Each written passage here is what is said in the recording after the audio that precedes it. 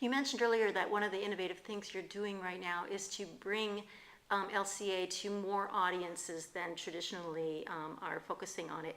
What kinds of new audiences and what kinds of new industries are picking up on the power of LCA that maybe a few years ago were not focused? Yeah, the new audiences that have really energized LCA as of late is the building construction industry.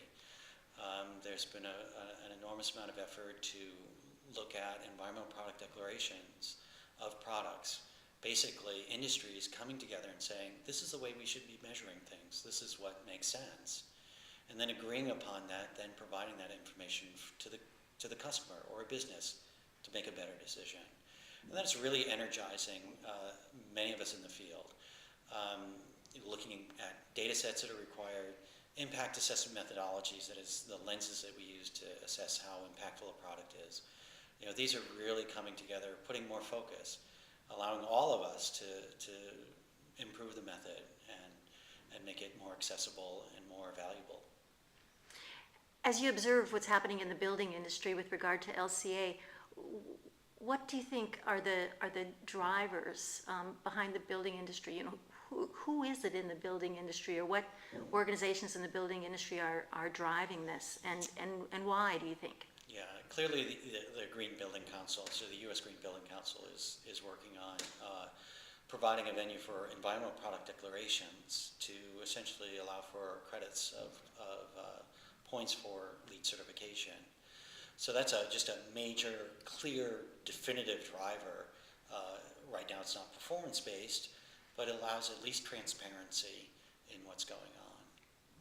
So what innovations in process, product, or otherwise will be needed, do you think, or will be evolved, do you think, as part of meeting this need on the part of the building industry? Well, clearly data is the Achilles heel of LCA. We need much broader data sets, much more representative data sets for us to really discern what are the real impacts, and are we actually improving?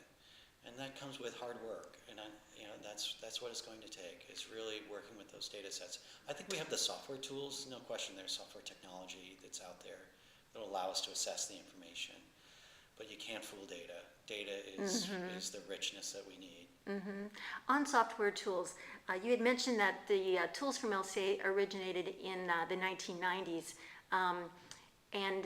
so what about that technology is still just what we need here, and what about that technology could, that if it were to evolve into some more modern models, it might really help expedite this process? Any thoughts? Yeah, I think what's really powerful about the tool sets that were developed in the 90s is that it really set up the constructs and the structure of doing a life cycle assessment. So soup to nuts, you can really do an assessment using those tools. The methodology is solid, and it's in that software. Right, it's embedded, so to speak, in the DNA of those software tools. Awesome. So that said, though, again, going back to data is critical. So new ways of getting data from social media or other broader networks of providing information across broad spectrum of sources is a clear potential opportunity. Data that's going to come in different packages and in different forms, and these tool sets need to be able to speak to those and provide that information. That's the front end. On the back end, what needs to happen is analytics. So again, discerning what's valuable, what's important, what's significant. And so we all need to get smarter on statistics, understanding statistics to our benefit as to really figuring out what is true.